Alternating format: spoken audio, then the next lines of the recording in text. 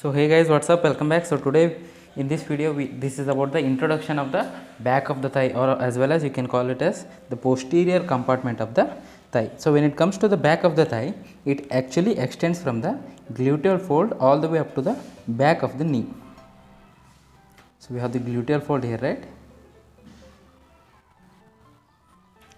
Sorry for my drawing, it's not as good as you might think.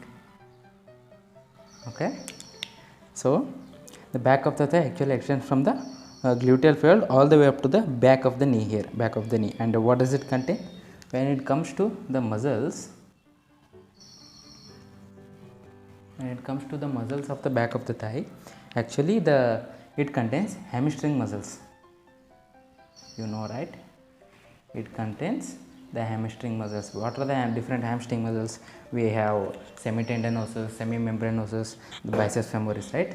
So those are the hamstring muscles that contains the back of the thigh. And what about the nerve? The chief nerve that is supplying the back of the thigh, that is known as the sciatic nerve. Sciatic nerve. We have individual video on the sciatic nerve anatomy. Please make sure to watch that. And from this sciatic nerve, we have the tibial part of it as well as the common peroneal part of it, right? Tibial part as well as the common peroneal part. So that are the innervation of the posterior compartment of the thigh. And then when it comes to the arteries, so what do we have? Actually, when it comes to the arteries, we have arterial anastomosis. We have chief arterial anastomosis that are supplying the posterior compartment of the thigh. And what are the two different anastomosis we find? We find the trochanteric anastomosis, as well as we are also going to find the cruciate anastomosis. So these are the two important arterial anastomosis that are supplying the back of the thigh. So this is about the back of the thigh in terms of the muscle, arteries and the nerves. So finally, what about the innervation that you might find in the cutaneous innervation on the back of the thigh? So when it comes to the cutaneous innervation, we have some branches from the lateral cutaneous nerve of the thigh. These are the branches from the lateral cutaneous nerve of the thigh.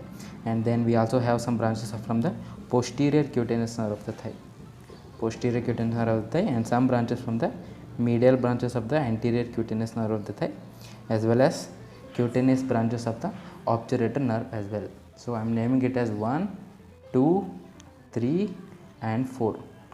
Number 1 is by the lateral cutaneous nerve of the thigh. Lateral cutaneous nerve of the thigh, that is supplying there. And the number 2 is the posterior cutaneous nerve of the thigh. Posterior cutaneous nerve of the thigh. And the third thing is that we have the medial branches of the anterior cutaneous nerve of the thigh. Anterior cutaneous nerve of the thigh. And finally the fourth one we have is the cutaneous branches of the obturator nerve. So we have the lateral cutaneous nerve of the thigh, posterior cutaneous nerve of the thigh, anterior cutaneous nerve of the thigh, as well as the cutaneous branches from the obturator nerve. So this is about the cutaneous innervations of the back of the thigh, and this is about the muscles, nerve and arteries that we are going to find in the posterior compartment of the thigh. Okay, so now stick to the video till the end. Now we will discuss about what are the muscles of the back of the thigh and what are the common relations we are going to find. And if you like my teaching, make sure to subscribe and hit the like button. Okay, so we were discussing about the muscles of the back of the thigh, right? So what are the chief muscles? We have the hamstring muscles. They are known as the hamstring muscles. So when it comes to the hamstring muscles, we have semitendinosus,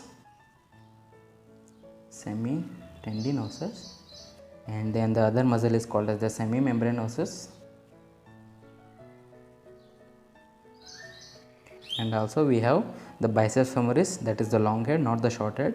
And then we have the ischial head of the adductor magnus. We have the biceps femoris, only the long head, not the short head, because the long head arises from the ischial tuberosity.